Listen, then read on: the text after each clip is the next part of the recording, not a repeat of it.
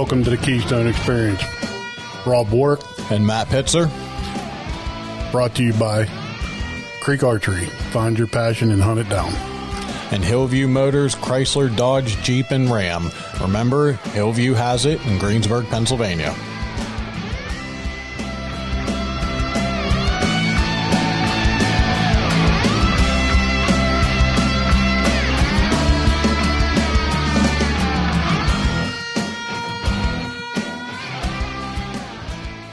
What's happening, everybody? Me and Matt bullshitting today. We're almost out of the season here. We're finally wrapped up deer season. We're just going to sit here and BS about how the seasons went, and so I'm gonna let Matt start because him and the boys were at it early. Yeah, my season I don't think was near as eventful as yours was.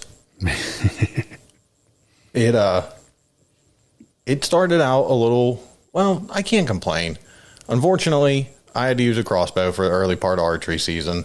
You know, I had hernia surgery and wasn't able to pull a bow back. Right. So I used the crossbow to start off with, and I was fortunate enough that the second day of the statewide archery season, I was able to take a nice big doe, put the rec broadhead to work. I'm a little disappointed I couldn't find it, but that kind of happens when you're shooting a crossbow on the ground Right. in a wide open field. Yeah. It's gone. I spent an hour looking for it. Right. But I wanted to see. I mean, one, it punched a huge hole in it. I think it ran 50 yards, if that. Yeah. But that was a good start for me for the season because I was able to kind of complete my mission that I failed at last year. So if you go over to the YouTube channel, make sure you subscribe. There's a hunt on there of me last year sitting on the ground, no ground blind, just tucked in, picked the spot, and I missed a doe. Yep. Well, I did the same thing this year, except this time I hit her. Then the boys and I, after that, I put the rest of my season, at least archery season, well, actually the rest of hunting season for deer, into the boys. Yeah. Right. They put a ton of time into it. They put a ton of time in last year, had some opportunities, but didn't take anything. Yeah. And with them being, still 11-9, they got to understand that they're not always going to be successful. Right. But you don't want them to go on year after year droughts. Right. At that age, at least in my opinion. Right. So we focused hard, and we had a lot of encounters in archery. It was archery. They just were moving 60, 70 yards away from us. Right. Just couldn't get them to close the distance. Tanner had a nice buck that was 47 yards away, and this was towards the end of archery. He's like, let me shoot him. No. And it was a learning experience for him. It popped out at the bottom of the field, and I was surprised it worked. Sometimes they ask me to do things that I know I shouldn't do, but I'm going to use this as a teaching opportunity. Right. And damn it, did this one backfire. So this buck popped out. We were sitting in a little wood line, big open field in front of us, no ground blind, no nothing, just sitting on a couple of turkey chairs. He said, Dad, grunt at it, call it. Tanner, that's not going to work. This deer can see the whole field. Right. It can tell that there's no deer here, but okay. Hit the call from our good buddy Dave, and wouldn't you know it, that damn thing started walking up there. It's like, see, told you, Dad, told you. Yeah. Dude, calm down. And it got to 47 yards, and that's when he had finally had enough. Yeah. And Tanner's like, can I shoot him? I said, no. I said, dude, and afterwards, he's like, why couldn't I shoot him? I said, Tanner, I wouldn't have taken that shot. Right. I said, I called that buck up there. He come up on high alert, pissed off, 47 yards on a deer that's slightly quartered to, maybe broadside. I'm not taking that shot. I don't know about you. Right. To me, that just feels too far Right. for a deer that's on alert. With a bow, yeah. Yeah, and I know crossbows, they shoot fast, but a lot of shit happens in 47 yards. Crossbows are also 3 times noisier than a compound bow. So. Right. And he's already looking for something that isn't there. Yeah. So. They had opportunity. Well, they saw a lot of deer. So at least we saw deer in archery. It was just playing the game. Right. We'd go here, they'd come out there. We'd move over to where we saw them the night before, and they'd come out where we were the day before. Right. Then we got to rifle season, and man, was that first weekend cold.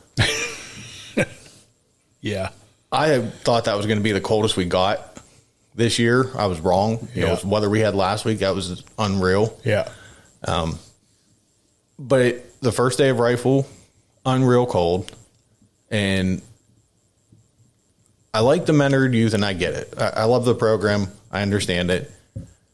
It's hard for me as a single dad to take both of them with only one gun. Right. So I got Rachel and her fiance Jerry, Tanner and Colton's mom. I said, hey, why don't you take one of them? That way one can have a gun. I can take the other one. Well, Tanner drew the short straw and had to come with me and sit in the woods, but no blind. Colton, Rachel, and Jerry got a blind with a little heater in it. Right. Colton was able to shoot a doe, opening day of rifle. And thankfully, it was there at daylight. Right.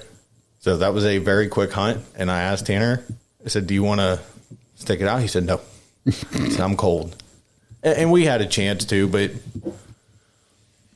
I didn't expect them to come from where they did.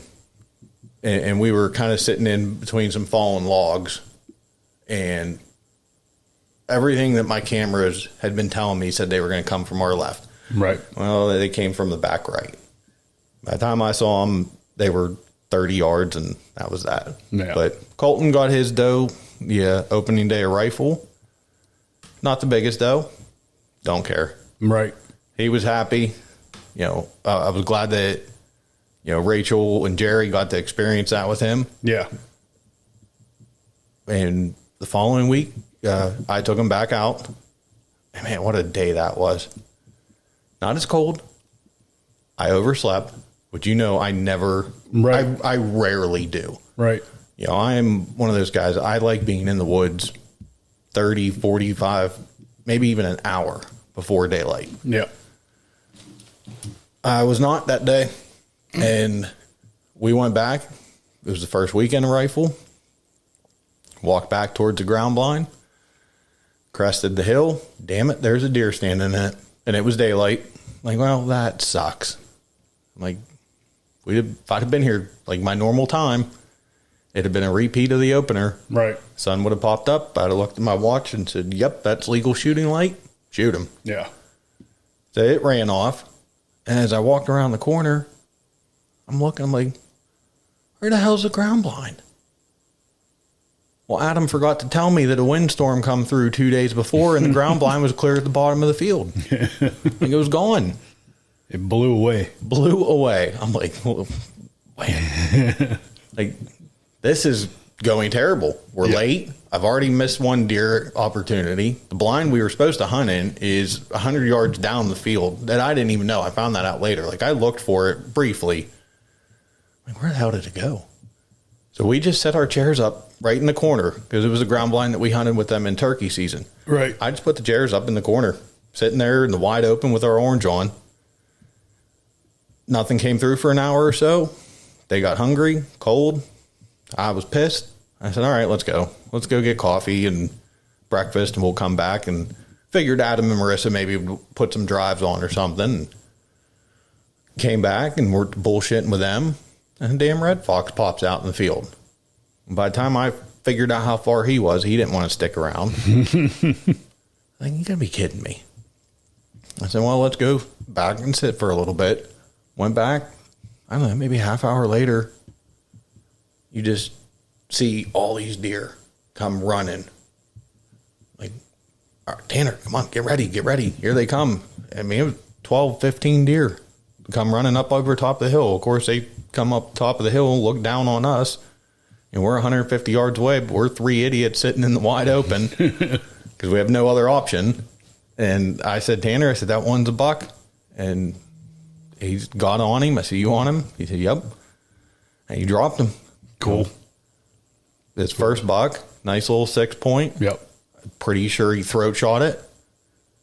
I don't care where. I mean, he dropped it right in his tracks. Right. And he put a little bit of time in with the gun. Like, I felt comfortable with him taking the shot, but I'm still shocked as shit that he hit it. Right. I mean, 150 yards is a decent poke. Yeah.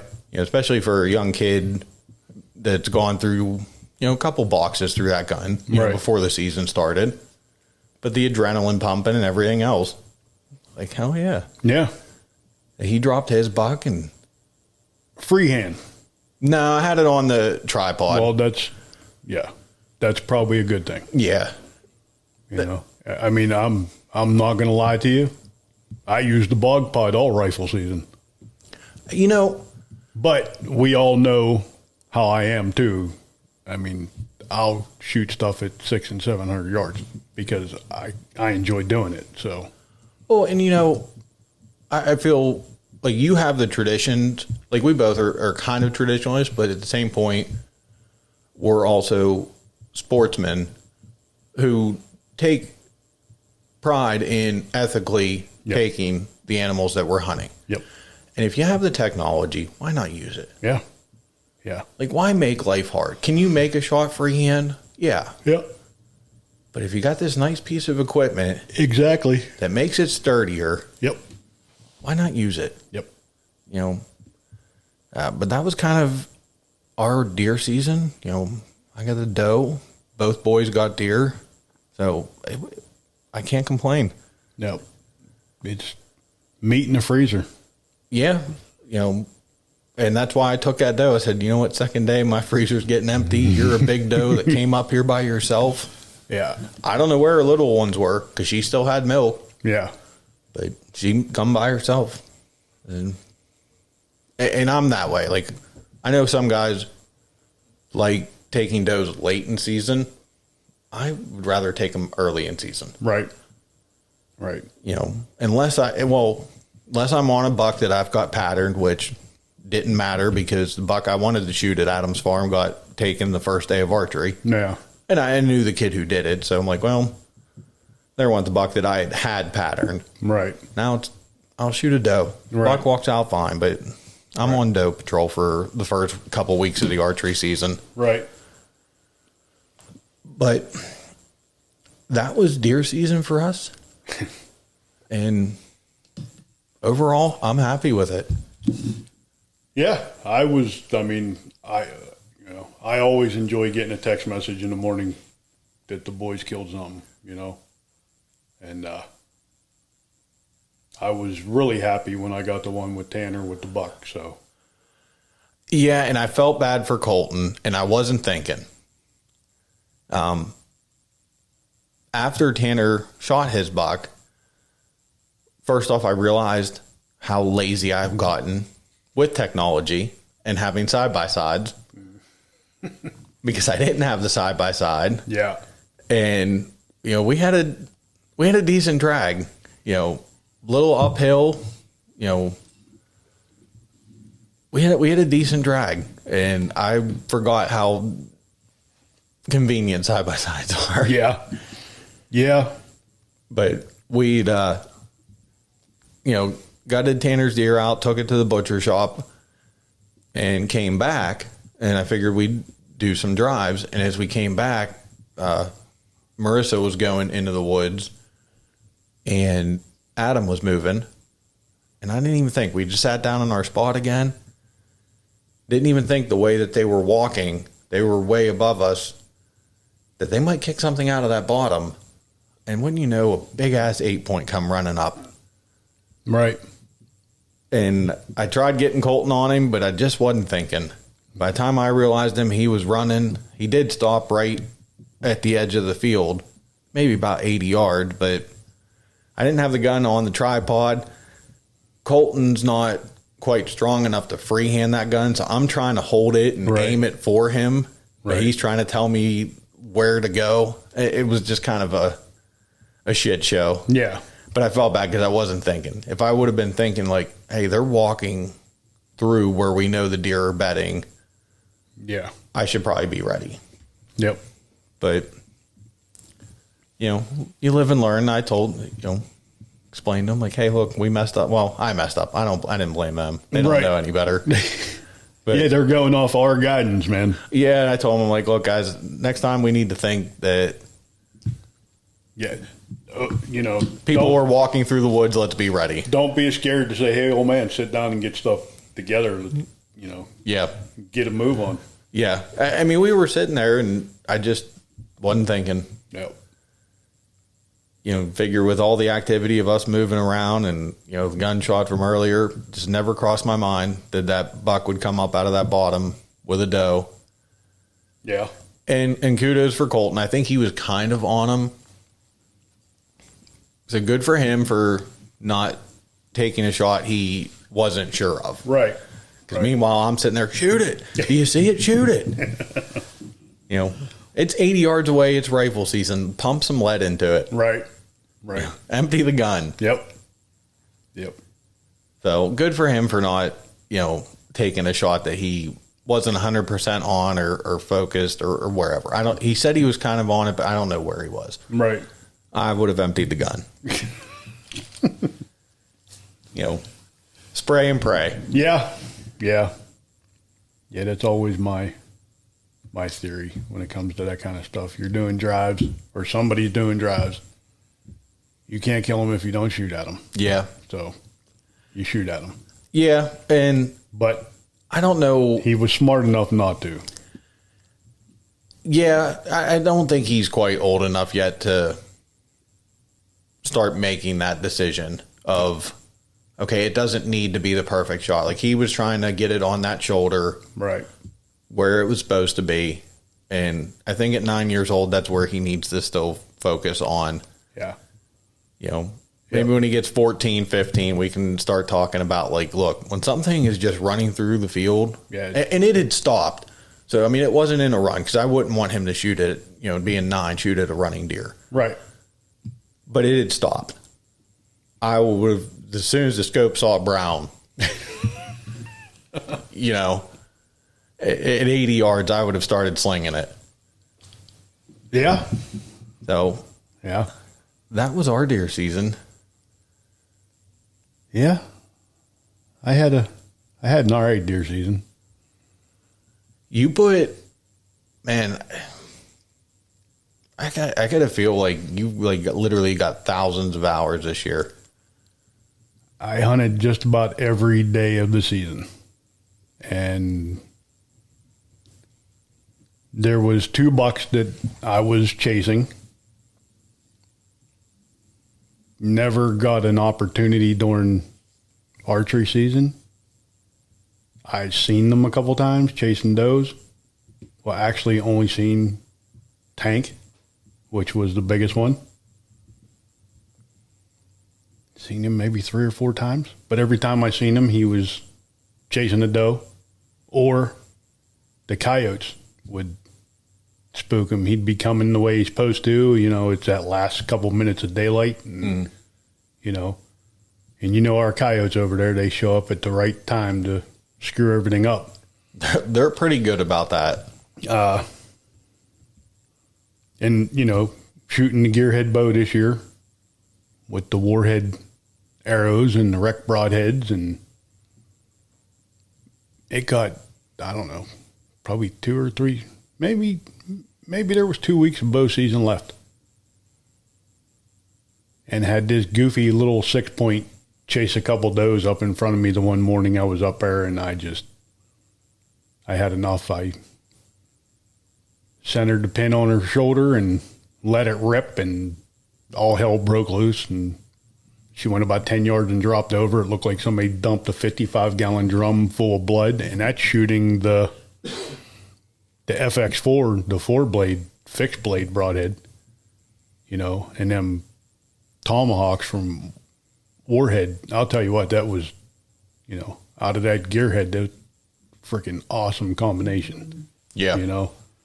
And then gun season, the opening day, my normal shoot a doe at 150 yards, just so you put something in the freezer.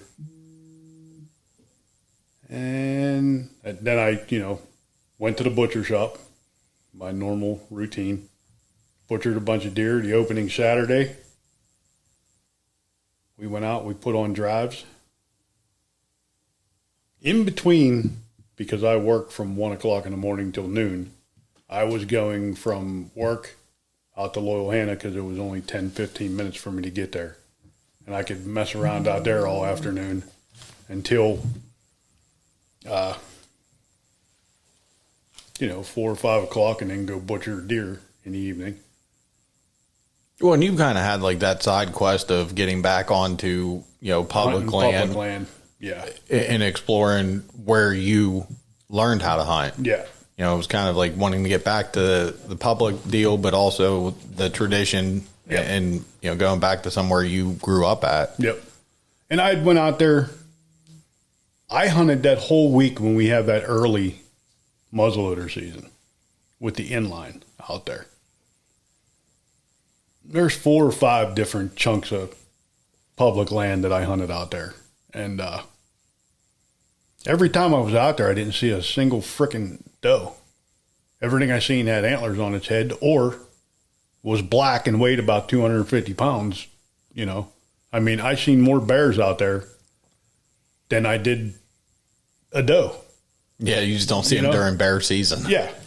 And I spent, that whole week out there and never seen a doe. Bunch of bucks, bunch of nice bucks, that saw creek bottoms and thick, nasty, gnarly stuff down in there. And so, rifle season, killed a couple of does here, there. I think the last Saturday of gun season, I shot a doe. Yeah. Yeah. And then, I save a doe tag for flintlock season. And flintlock season this year was just absolutely brutally frigging cold. Yeah. Disgustingly cold. And we picked a terrible, well, you're what, 2 years into your sleeve surgery?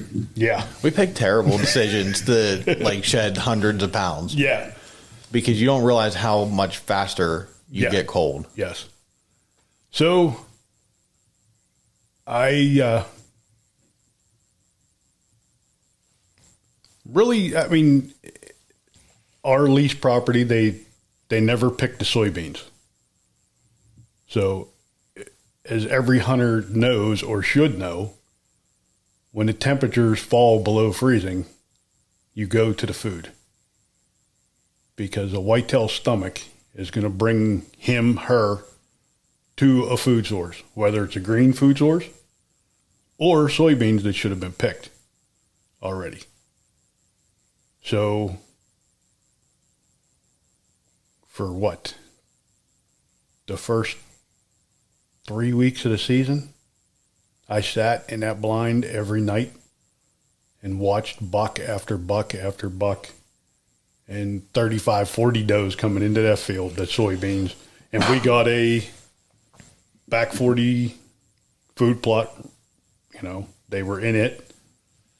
Now, did you hunt the blind because of the info you had from the Bow Creek cameras, or just because you couldn't stand to be up in a tree in that cold? Yeah, I wasn't getting up in a tree in that cold. I mean, I will not lie to you. I went and bought one of them little buddy heaters from Walmart and a 10-pack of propane bottles. And every evening I went up there and sat, I would turn it on right around 4 o'clock because that's, you're dressed walking in. Yeah. You're going to stay warm. So right around 4 o'clock, because when I hunt with a flintlock, I don't wear gloves because I got a set trigger on my gun. So when you squeeze the back trigger, now you turned your front trigger into a hair trigger. Well, them big bulky gloves, you go to stick your finger in there and poof, the gun's going off before you're on target. Yeah, before you even have it up there. Yeah. So 3 weeks of watching, I think just about every buck on the property come there. I finally said to Alex one night, I'm like, look, that great big wide 7-point has been passed here every night, and he's coming within 25, 30 yards of the blind. I said, I'm killing him. I said, I've never killed a buck with my grandfather's flintlock. I says, and I'm killing him. I said, that's all there is to it. I've killed a ton of does with that gun. Yeah, I don't think I knew that until I saw the post on Facebook. Yeah. I don't think I ever knew you never took a buck with it. I know you've killed deer with it. Yeah, never taken a buck. I've hit bucks, shot at bucks, drew blood, never found them, So I forget when it was. It was a Wednesday night, I believe. The second Wednesday before the season ended. Mm. Yeah, I think you had, 9, 10 days left? Yeah. Sitting there, and here he comes at 7-point. Comes right up along the edge of the woods. All these does are filtering up from the neighbor's property up into the soybean field. And I got the flintlock sitting on the bog pod, all anchored down and ready to rock and roll. And I'm on it, and I got the bead on his chest. He's getting closer and closer and closer, and I shoot with both eyes open. And I'm, watching deer out in the field, watching deer in the field. And I just happened to see antlers coming up through that buckbrush back there. And I'd had Tank the night before at 45 yards with only half his rack. And I'm looking at this buck come up through there, and I'm like, you've got to be shitting me. This is the one I was calling Thor that had disappeared the whole bow season and rifle season. Nobody seen him. We were getting nighttime pictures. Yeah. Never got a single daytime picture of this buck. And here he shows up at 5:15, the second to last Wednesday of the season. And he made his way to 75 yards, walking straight towards me to feed on soybeans. And there's a bunch of does out there. And, you guys all know that I shoot a ton with that gun, so I know that gun can do what I want it to do. And I really wasn't scared to take a frontal shot at him because I know that round ball is going to penetrate up there because there's really no bones for it to, really slow it down.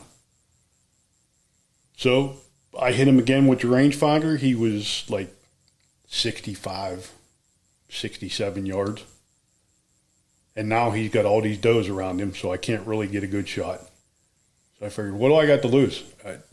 I yelled, hey! And everybody picked their head up, and his chest was wide open. And I pulled the trigger, the flash, the powder, the blind filled up with smoke. Is that the first time you've shot that in a blind? Yes. Not thinking about it? Nope.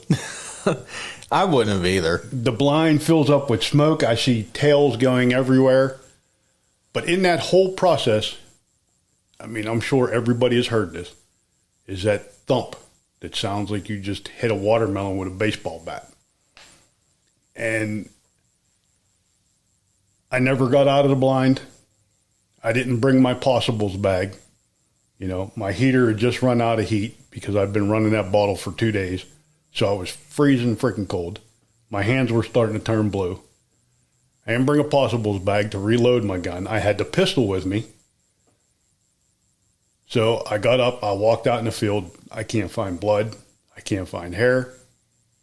I'm like, this is insane. I see this deer jump up and start running away. And I was like, you know what? I'm just going down to the truck. I'm going to go get a headlight and reload the flintlock, and I'm going back up. So I reload everything, go back up, and I'm walking around. I can't find no blood, no nothing, no hair. I'm like, I heard that noise. I know I hit this deer. I know damn well that I hit this deer. Now, I shoot a patch round ball. They're known for not letting these animals bleed. They punch a hole in. Okay. And 99% of the time, they don't come out the other side. So it plugs it up, or it just you got an entrance hole. Yeah. For it to bleed out of. So basically, the cavity's got to fill up with blood and make it to that hole. Yeah. Well, same with my. I mean, I had some good blood in my archery deer, but it took a while. Right. So with that being said, you know the field I shot this deer in. Mm-hmm. The end of it is all that buck brush.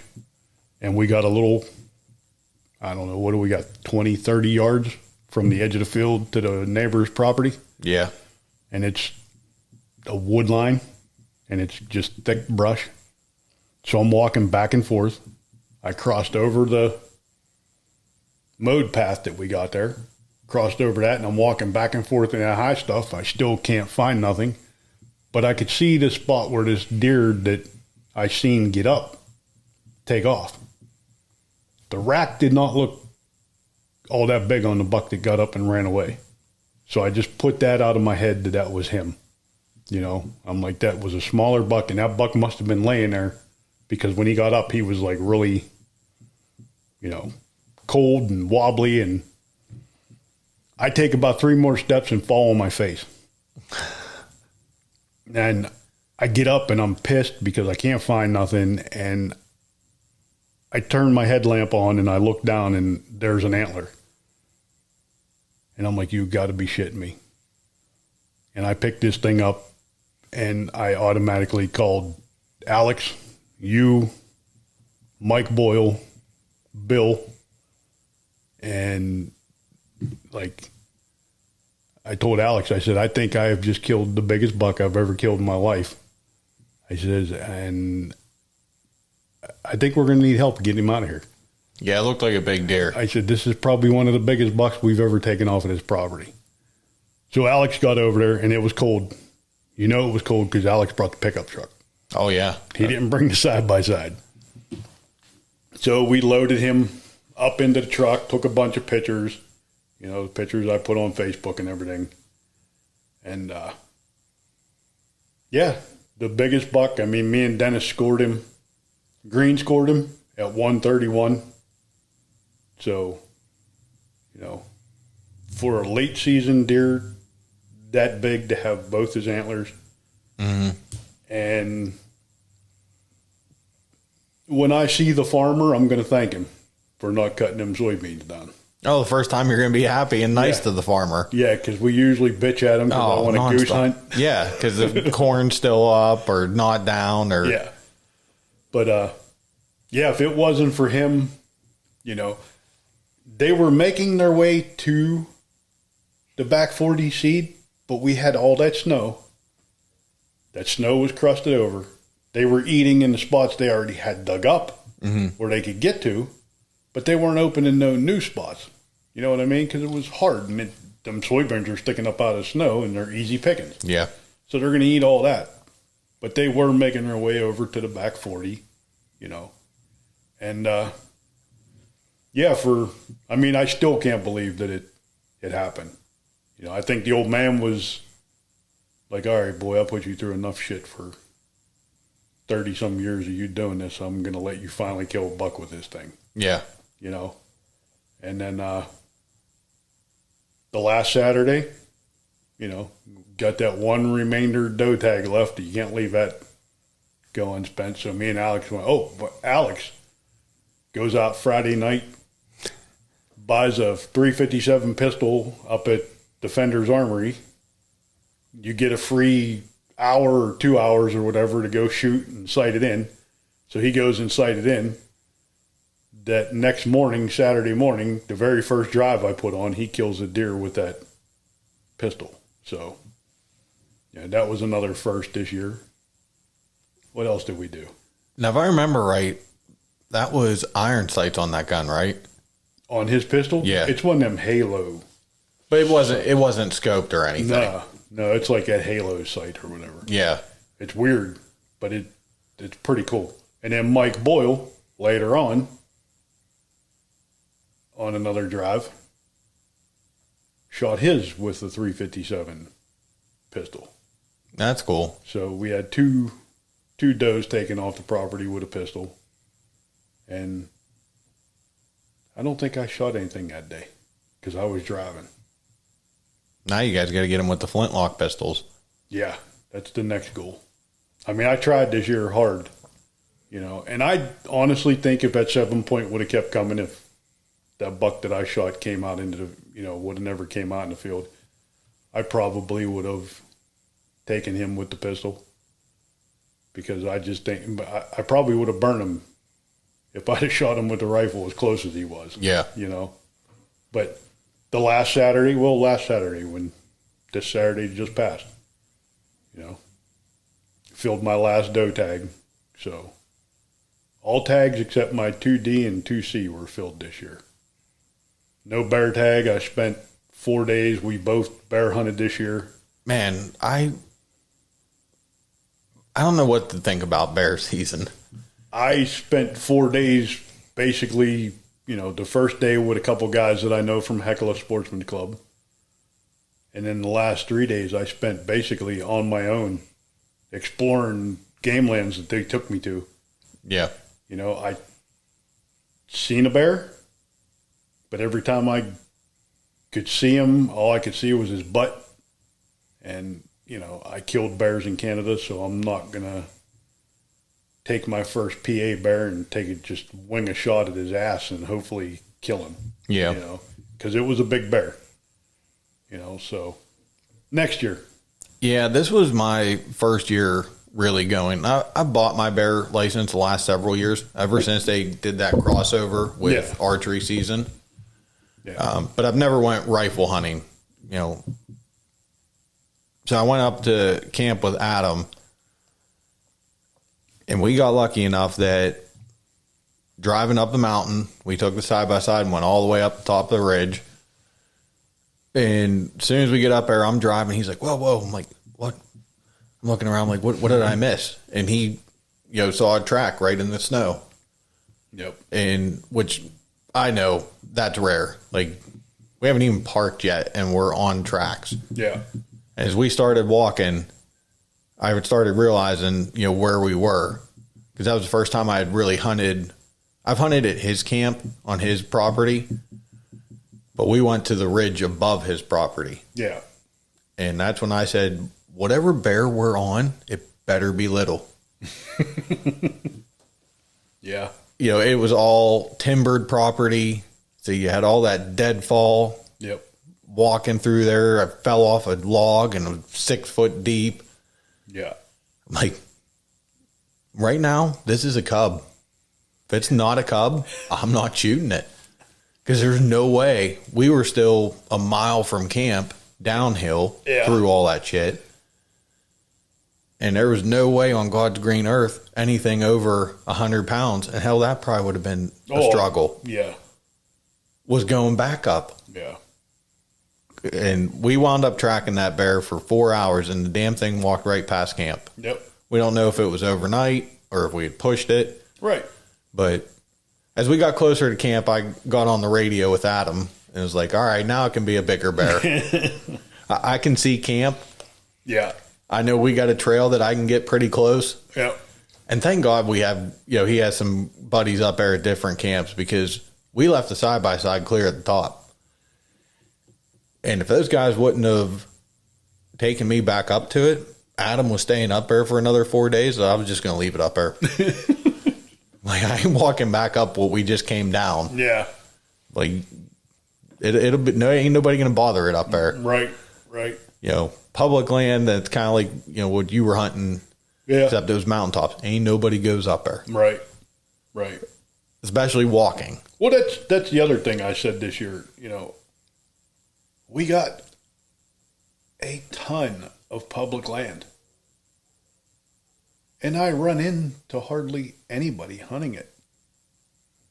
And I know how I mean, we all know how I feel about the whole tradition crap in Pennsylvania, and but I cut my teeth in those swamp bottoms and creek bottoms out at Loyal Hannah.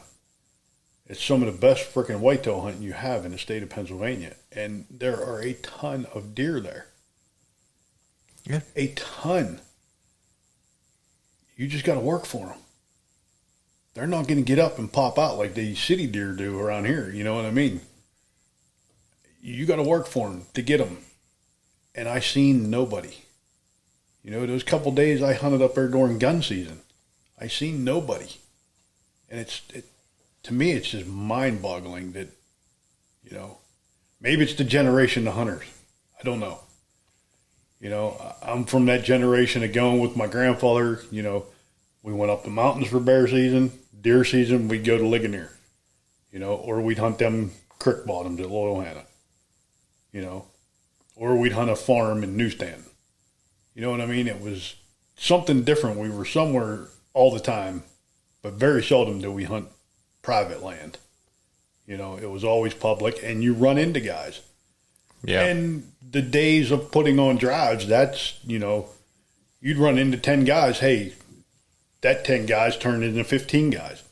And now you're pushing big chunks of property, killing deer left and right. You know, that's what deer season's about in PA. You know, and you know, I'll hear the bullshit about, oh, we need to go back to the Monday opener. No, you can go out and hunt Monday morning if you want to. Yep. Don't piss around and change it because you don't like it. Because you want to go. I'm sorry. That's, you know. I agree. I got actually into it. A guy had come up to work to get fuel out for his tractor. And he had said something about, I wish he, and I kind of lost it on him. Yeah. I'm like, go out Monday. Yeah. There ain't nothing forcing you to go out Saturday. Right. Well, it's not the same. No. You want to have your cake and eat it too. You don't want people to shoot the deer that you're hoping to get. Yeah. But you just want to, and I'm not saying everybody's like this, but you know, the tradition of camp is to go up and drink. Yes. Not everybody's like that. Some people do go up and just enjoy time with family, kids, grandkids, whatever. But there ain't nothing forcing you to go out Saturday or Sunday. No. And I like the whole 4-day bear season. I love it. I got to hunt 2 days. Or I got up at Oh, yeah, because it was Sunday. Crack of dawn, and I was up there Saturday morning, and I hunted Sunday morning. You know, Monday and Tuesday morning, I worked till noon. Yeah, and then went. And drove up there and hunted.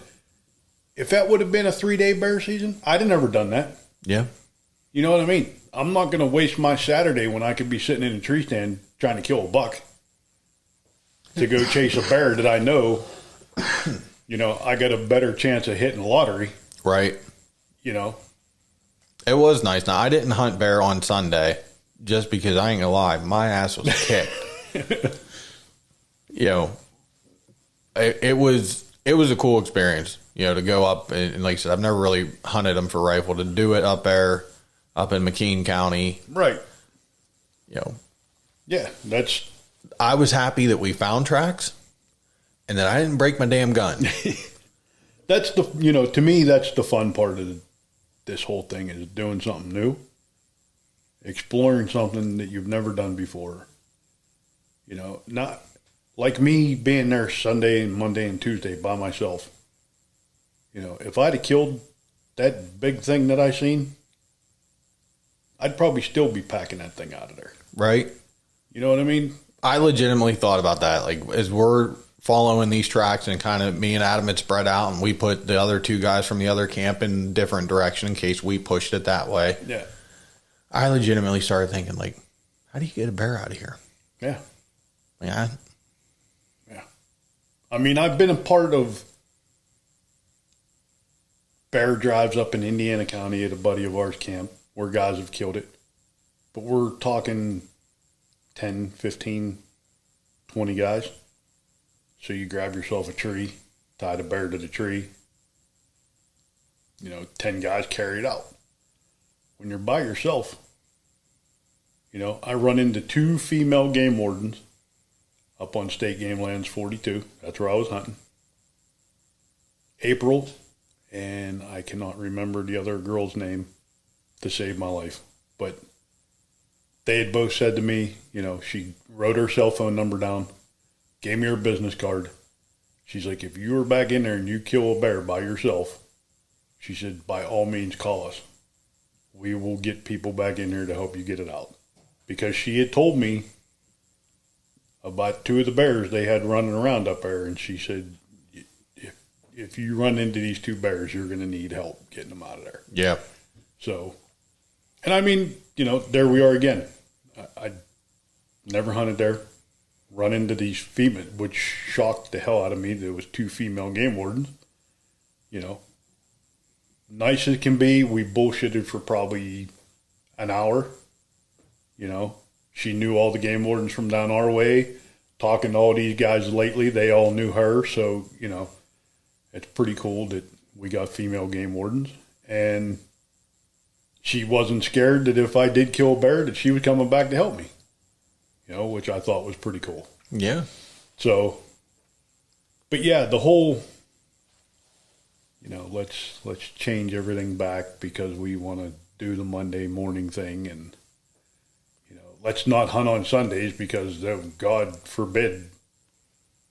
One day, if I can trout fish on Sunday, I know we've been over. I can go out and check traps on Sunday. Kill coyotes, crows, or whatever else. There's a bunch of shit. I know. We'll maybe eventually get there someday.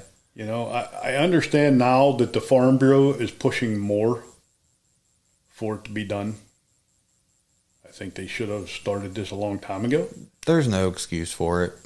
And from a state that is losing hunters left and right to other states. Yeah. Yeah, because I mean, I'm making plans next especially year. In our area. Yeah. With us in Western Pennsylvania, you are 2 hours tops. Yeah. From Ohio, Maryland, West Virginia. 3.5 hours you can be in New York. Yep. I'm hunting. I mean, I'm going to Kentucky next year. I'm probably going to end up buying a West Virginia license. Because I mean, there's more goals that I haven't done yet, and I got to get it done. Now, with you chasing deer all year, because I mean, like you said, I think it was Mike that said in your comment, when you posted on Facebook, he's never seen somebody hunt as hard as you did, and I completely agree. You've always hunted hard, but I don't know what crawled up your ass this year. You had to have been just mentally getting beaten. Yeah, I was. I mean, I know that's how I felt last year with trapping. Yeah. When you're doing the same thing every single day and not seeing the results that you want. Yeah. It is mentally taxing, and you put hours upon hours in this year. Yeah. Now, with doing all that, did you get any traps out? A few, not a lot. Me and Dennis put some out over by his way. I got a couple cable restraints out right now. I've basically been going out with the new ATN infrared night vision scope, and yeah, I had forgotten, man. Shoot a big deer, win a big prize on the 22-250, and I posted something yesterday, I believe it was. I found these 4 mounts that I want to do. Well, I got the buck. I need 2 coyotes and a bobcat. Well, you're allowed to hunt bobcats right now, so guess what? All of a sudden, I go from beating myself up over killing a whitetail with a flintlock to now I'm going to try to kill one of the most elusive animals that Pennsylvania has to offer besides a black bear, at night with a rifle. Why not? Yeah, why not? Why not? Why not put yourself in the mental institution before, I mean, I probably got, I don't know, 35, 40 hours into this already this year, and I've always been a red light guy. Swore up and down I'd never change. Again. Yeah. You got the technology. Why not make life easier? Yeah. And I'll tell you what, this whole night vision, because it's not thermal, it's night vision with the infrared light, is a world of difference. It's pretty cool. Now, I haven't seen yours, but Adam got a cheaper one, and it was pretty cool to see I didn't mess with it too much, but it was cool to see. Like it lights up the world. Yeah. Yeah. And the one I have is like a day night scope too. So you can use it during the day. You can turn it on to turn off night mode. Yeah. And crystal clear. Now, do you still, shoulder the gun and put your head down? Yeah. Okay. See, I didn't really mess with his. He just showed me his screen. I'm like, all right, so how do you do this now? Do you look at the screen? Yeah, mine got the eye cup, so it fits on your eye. Okay. You put it on there, and at night you're going to want that because it'll light your face up. The inside of that scope is so freaking bright. Yeah. But yeah, it's interesting. I mean, I'm sure eventually down the line I'm going to get a thermal.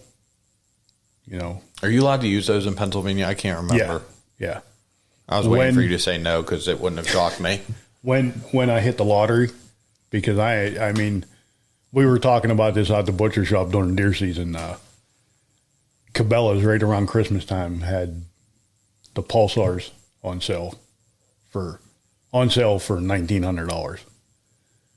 It's a good sale. Yeah, and the guys at the butcher shop. Oh yeah, that's a hell of a deal. For who? Right. $1,900 for a scope? Yeah. To go shoot coyotes in the dark? I don't think so, Tim. Maybe if you lived in like Texas or something where they're... Yeah. Somewhere where I'm going to make money off of them to pay for that scope. Yeah, or hogs or something. I'm telling you right now, I wouldn't have this ATN. Oh, yeah. If I didn't win it. Forget that I entered the thing. It was a contest they were doing on Instagram right around Christmas time. And then I kept getting this strange email saying I had 24 hours to contact these people, and I kept blowing it off. And then finally I got a phone call, and everybody knows me. I won't answer my phone if I don't know the phone number. It kept coming up Florida. I don't know anybody in Florida. Finally, the guy left me a message, and he's like, hey, can you contact us? This is ATN Scopes. And I'm like, oh, yeah, okay. I still had no idea what was going on. Yeah. And he's like, hey, you won our Christmas Day giveaway. And I'm like, when the hell did I enter that? He's like, on Instagram? You are Rob Warwick, Mountain Man, right? I said, yeah, that's me. He said, well, you won. You were trying to talk yourself, talk out of the prize. Yeah. Like, I don't know what you were talking about. I didn't enter nothing. I have no idea what you're talking about, dude. But, yeah, and I mean, they sent me everything. That's cool. The scope, the light, an external battery. They sent me a set of shooting muffs that are electronic, hats, T-shirts. What else? Oh, a ton of shit they sent me. And, I took the thing out, shot it. It's got this one-shot technology on it. You, shoot it at 100 yards. They give you a breakdown on bullet or what gun you're going to put this thing on. Yeah. Everything they did was with a 55 grain bullet. I shoot a Hornady 50 grain ballistic tip. The only reason I do that is because I just like the speed that you're getting out of 50 grain versus the 55. It's just a speed distance thing for me. Yeah. And I mean, I took it over, actually went to Greensburg Sportsman Club with Johnny Pushkar, because he's a member there, and we couldn't get up the hill at Hecla because it had snowed, and you ain't coming down that hill and stopping to open the gate. So we just said, no, we'll go over there. Sighted in 100 yards, 3 shots. The easiest thing in the world. So, and they're not super. I think this scope was like $700 when you looked it up. They're not super expensive. So if you're thinking about getting into this, I would say go with a night vision scope. I am going to upgrade my IR light. I mean, it worked. The IR light that comes with the package works absolutely fine. I spotted foxes the other night with it, with the rangefinder at 852 yards, because there's a rangefinder inside the scope, and you could see them perfect. You know what I mean? So why don't we have red foxes? And I wasn't shooting that far. I'm still not comfortable shooting that far. Yeah. You know, but I mean, it's going to be a long month of February until I kill this bobcat. You know, And we say, how long do you have for that? I think like 20 some days left. We had a bobcat at the property, the lease. Yeah.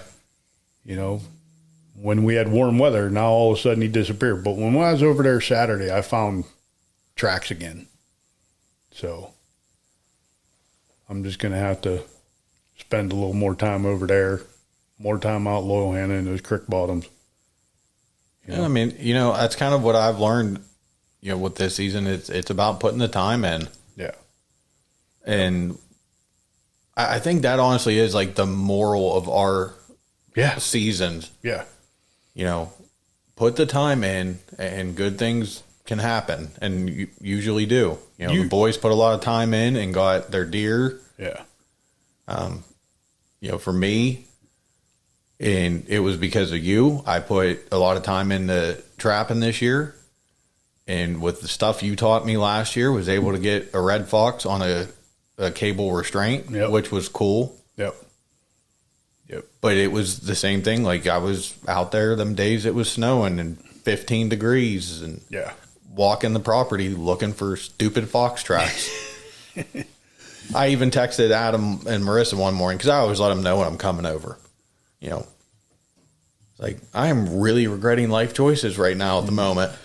Yeah. Like, it is -10 out. Why am I walking around in the dark? Yeah.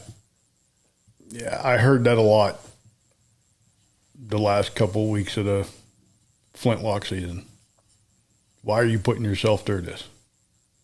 There's no bucks with antlers left. There's half racks. You're not going to shoot a half rack. No, I know I'm not going to shoot a half rack. That's my choice. That's my prerogative. I respect the animal more than to just shoot him to say I killed him. You know what I mean?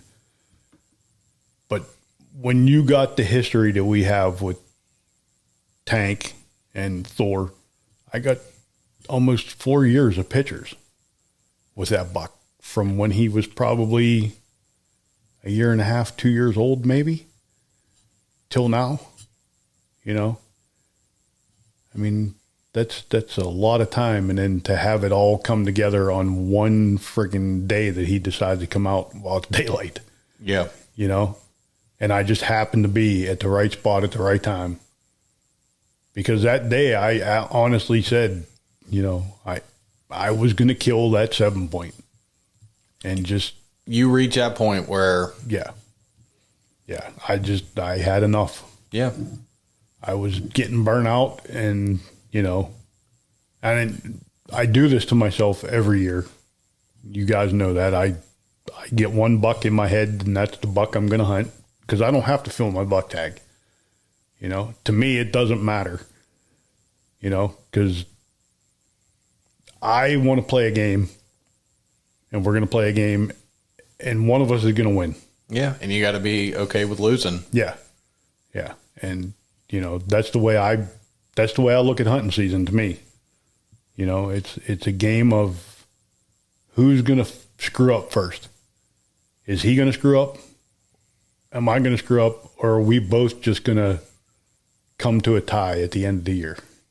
You know, the year, not last year, because I killed that 7-point with the inline last year. Mm-hmm. The year before that, I played tag with that buck all season long. Finally get him where I can kill him at 20 yards with a bow. And the coyotes screwed it all up. So, and that was the last time we seen him until the last Wednesday of the season this year. Yeah. So.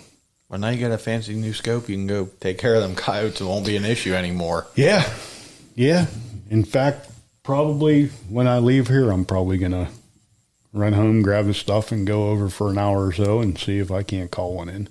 Because I've been playing around with downloaded a bunch of the Tony TV stuff onto the collar, and been playing a bunch with his calls. So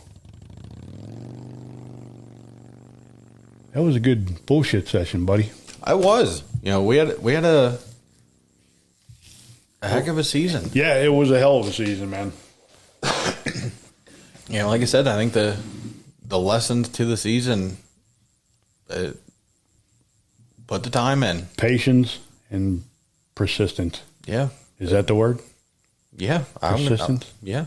I mean, you got to stick with it. Get after it, stay after it, and the reward's going to come. Yeah. Got to throw that old cliche, you can't kill him from the couch. Nope. But you sure can look at the trail cam pictures. Where it's warm. Yeah. Yeah. And keep telling yourself, he hasn't daylighted. Why are you doing this? The only other thing I did when it got into those super, super cold temperatures, there was a couple days I went and checked traps, but then I just got so busy with work, I went and set all my coon traps off. Right. And made it a lot easier to just go over, quickly check my couple of fox sets. Right. And I'm done. Yep. And most of the time, if I can get there before it gets dark, I can check them from the truck with binoculars. Yep. Yep. That's the way, best thing to do. It gets that cold out, set them traps off, because most of them animals ain't going to go out. Nope. And especially the coons. Everything was quiet. I do need this snow to go away. Yeah. Before the end of February or the 23rd of February. Yeah. Because I still ain't learned my lesson about putting traps in the wide open field. Yeah. I have a general idea of where they're at. But it took me 45 minutes to set off my one fox trap, because it was the one I had way at the back of the farm. I'm like, I ain't walking to check this every day. It took me 45 minutes to find that damn thing in all that snow. And I had a flag. Yeah. So, I'm looking at an area as wide as this table, and it still took me 45 minutes to move all that snow and find the trap. Yep. Yep. Well, buddy, we've got some bills here. Yeah. Yeah. It's Creek Archery. Find your passion and hunt it down. Hey, all the new bows are out this year. I believe they're out already. I believe Chris got a bunch of them down there. So head on down there, see Chris and them guys. It's boring this time of year right now, so get down there. We got Winter League. Yeah, he's got Winter League going on. So get down there. And talking about trail camera pictures, there it goes. It's going off. Yep. What do they say down there at Creek Archery? Find your passion, then hunt it down. Hillview Motors, Chrysler, Dodge, Jeep, and Ram. New, used, go check out what they got. Service center, go back. They got a wonderful customer lounge. I can tell you that firsthand because I went and took advantage of it when I got oil changed in my truck. Yep. Yep. Super comfortable. Drinks, coffee, snacks. You got it. Yep. If you've hit one of these unfortunate critters or anything else, you slid on any of this ice that is forming everywhere right now, head back to the Collision Center. Certified to work on many makes and models, not just what they sell on the lot. Check out the full inventory at hillviewmotors.com, and remember, Hillview has it. Duke Traps, performance tested wildlife management equipment. Give Bill and them guys a holler. They're coming out with that new beaver trap, I believe, should be out right now. So if you're a beaver trapper, you got till March. Order yourself some of these. They are freaking phenomenal. I got the new 450s. They're not in the ground. They're sitting in a shed because, I spent all my time this year hunting a certain deer, but I'll be throwing traps out this week. So I'll get those 450s in the ground. Hopefully we can bang some of these gray foxes over the property and get them off of there and smoke a few of these coyotes. So check them out, Duke Traps. Well, with all this success we've had during deer season, there's a lot of people to thank, but one of them would be your buddy. Deer P. Dave, absolutely. Yep. Absolutely. Apparition Sense. It is 100% lethal. I don't care what anybody says. It has proven itself this year. Even in that freezing cold temperatures, I was still spraying down, regardless of using a gun. I sprayed down every day with the Phantom Hunter, and bucks were still coming in checking scrapes. Yeah. So It's awesome stuff. I mean, the boys and I use it all season, and for 3 of us to be sitting on the ground, trying to play the wind as best we could to get deer to come that close, it just speaks to it. if you want to order some of this stuff, use our code, all capital letters, Keystone, and they will give you, I believe he said it was a 20% discount. So that's pretty good. Get yourself some of this stuff, get it out. Apparition scent, 100% lethal. Well, we're talking about the end of trapping season, so we're into February, which means April's coming closer. Yes, sir. Chico Outdoors is sir. having another outdoor expo Yes. at the fairgrounds. Head over, make sure you follow them on Facebook, Instagram, all the social medias. Check out the website. Phenomenal event, gets bigger and better every year. And it is all in honor of Andrew Chico Christ, an avid outdoorsman who loved getting kids involved in the outdoors. And that's what they do at this nonprofit organization. Make sure you check it out. I believe it's the 13th and 14th. Pretty sure that's when the mega ticket's out right now, too. So get on their website and get that, because that thing's going to sell out quick. Always does. Yeah. Follow along. Make sure you get to it. And check out Chico Outdoors. Bow Creek Outdoors. My favorite cameras. I don't care what anybody says. This is 5 years now with these guys. And I'm running solar panels on all my cellular cameras. And in that brutal cold that we had, I lost 1 battery percentage that whole week Nice. using them solar panels. That is impressive, because the solar panel on my security camera here at my house said it was too cold to charge. Yeah. Yeah, which blows my mind. I mean, these cameras are freaking unbelievable. I'll put pictures up for you guys to look and see. We're going to play a game. You find a deer in these pictures, There you go.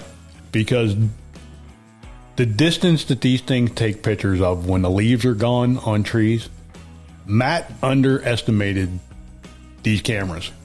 And I think he did it on purpose, because it is unbelievable, the pictures that I'm picking up. Like, I'll sit there and look at a picture for 10 minutes before I find a deer. Yep. It's just crazy. So give Matt a holler, look him up, use code TKE20, capital letters, get yourself 20% off on all cell cams. Not good on any apparel, cell cams. So give him a look. If not, next week I'm pretty sure he's going to be in Harrisburg. Stop up there and tell him the Keystone Experience sent you. Look for me up there Saturday. I'll be there. So We got Z&M Harley Davidson. If you're looking to get into a motorcycle, that's your place to go. I'm going to get a heater put on mine. I thought about it. I saw somebody riding their bike the other day. I said, you are a better man than me, sir, because there is not a shot on God's green earth I'm jumping on it. No, even when I weighed 375 pounds, I wouldn't get on a bike this time of year. No. There ain't enough leathers out there to keep me warm. Nope. But you can get leathers, if you don't have them, up at Z&M. Yep. They've got all the clothing you need, new, used, service center, probably running some great deals. Check out everything at znmharleydavidson.com. Back 40 Seed Company. This is another company that we got to praise, because they kept the deer on our property this year in that cold during bow season. The greens, the deer were there. Another PA-based company, Roy and Bill, make one hell of a bunch of different products. So look them up. Use code Keystone10, all capital letters again. Get yourself 10% off. Keep listening, because I'm sure that I'm going to be doing a seed giveaway here pretty soon for you guys that want to do your first frost seeding or whatever. It'll be some clover seed. Pay attention. There might be a video out there telling you when to do this. So We got Weeby knives. You know what they say about them, right? wicked sharp. They're wicked. Wicked sharp. I am going to tell you something. That big game processing kit, Oh, it's amazing. I've done every deer on the lease property with it this year. I used it at the butcher shop to skin over 150 deer this year with the skinning knife. Never once did I hit that on a steel or a sharpener, that skinning knife. The gut hook on the other knife I used to gut all them deer at the property. Never hit it on a steel or a sharpener. So head over to Weeby Knives, get yourself one of these knives.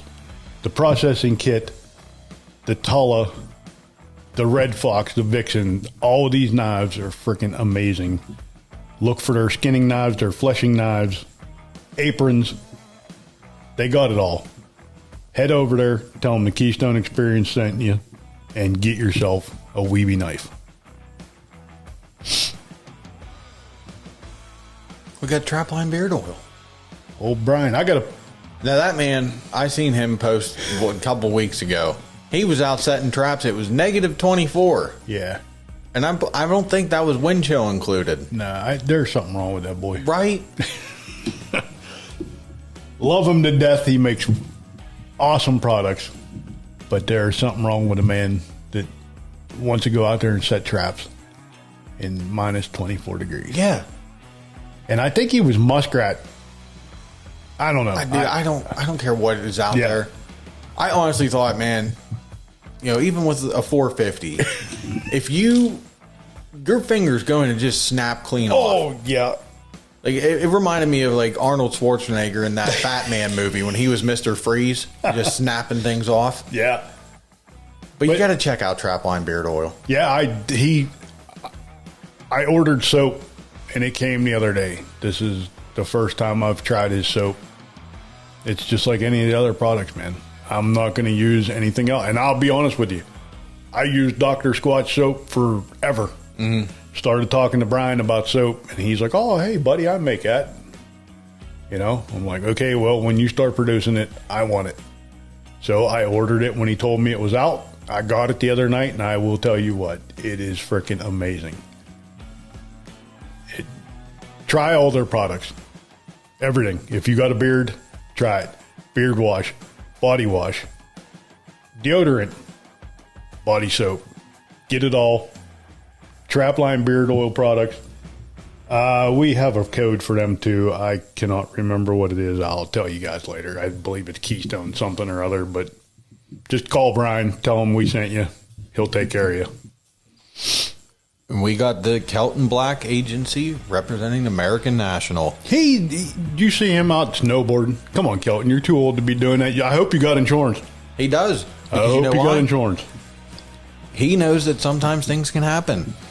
And you just can't control them, and that's why you got insurance. So he better have insurance. He would have to call himself, set up an appointment, but you can do that. Give the Kelton Black Agency a call for your commercial, auto, homeowners, farm, and life insurance need. We've worked with Kelton before. He'll work hard to make sure you have the best coverage possible. Give him a call today, get your quote, head over to the Facebook page, and do business with someone who cares. Forget Genetics, another Pennsylvania-based, better-known company. The whole family got their hands in these minerals. And I will tell you right now that we use them. And the first bucket was dumped yesterday, I believe. I took it over and put it out. So get yourself some of this stuff. I mean, you can see the bucks by the pictures that we post, what they look like and what the does look like. I mean, this stuff really works. Get yourself some. Tell them the Keystone Experience sent you. Gearhead Archery, rethinking tradition. Now, I haven't had a chance to see what Skip's come out with for this year. All I know is he keeps putting these pictures up of the Mossy Oak Bottomlands, so I believe I'm calling him and telling him I'm sending my bow back, and I want it Mossy Oak Bottomlands. But you got to check out the Gearhead Archery. Stop down at Creek Archery. There's some down there. Shoot them. I mean, these things, They shoot quiet, great. They're accurate. quiet. Yep. extremely adjustable. I mean, Left hand, right hand. yeah, from the angle of your grip. Yeah, you can adjust your grip in, out. Yeah, I mean, left, right. I mean, it's unbelievable. All the different styles adjustments. of grips. Yeah, 1911 style. you can adjust your draw weight, your draw let off from whatever to 90%. You know, it's just freaking amazing. These bows shoot, and they are. I won't never shoot another bow again. They are fantastic. Check out the website for everything they have there. Find your local dealer. Make sure you go check out Gearhead Archery. Wilson's Wildlife Solutions Baits and Lures. Matt got some pictures over there that we'll post later on tonight, tomorrow sometime, of a very unexpected guest checking out a trap that was set off but has the Wilson's, I can't remember what in it, but it has Wilson's lure down in there. And it's 6 inches under snow and ice. Yeah, it's crazy. This stuff is unbelievable. They're another Pennsylvania-based company. He now owns Coon Creek Trappers, so everything's in one area. You can get it all from there. Make sure you go check them out. You order anything, just tell them the Keystone Experience sent you, and Ryan will take care of you. And we got wrecked broadheads. We shot them all archery season, put them to work, and they held up just like we expected. Yes. Yes, very good. Michigan company. Broadheads are made right there. Family-run business. Matt, his father, do it, and I mean they got great products. They do. Unbelievable. So give them a holler. Use TKE24 for a discount on some broadheads. And get ready for next archery season. Yeah, the final cut. And we've got the Outdoor Call Radio app. If you like outdoor related content like this and want to hear it 24/7, 365 days a year, download the app today on Android and iOS. Bunch of giveaways, tons of great shows. Follow them on Facebook. The Outdoor Call Radio app. Outdoors Dan, give him a holler. He'll take care of you. Got all kinds of good stuff there. And you can catch us on Carbon TV. Check them out. Carbon TV while you're over there. Hit our score on there. Give us a good score to bump us up. We appreciate it. All the sponsors, all the listeners. Get ready. Season 6 is coming. Well, buddy. That's going to wrap this one up. We're following us on Facebook, Instagram, TikTok, YouTube, Carbon TV. Yeah. And take us out of here, buddy. Hey, shoot straight and keep the dirty side down.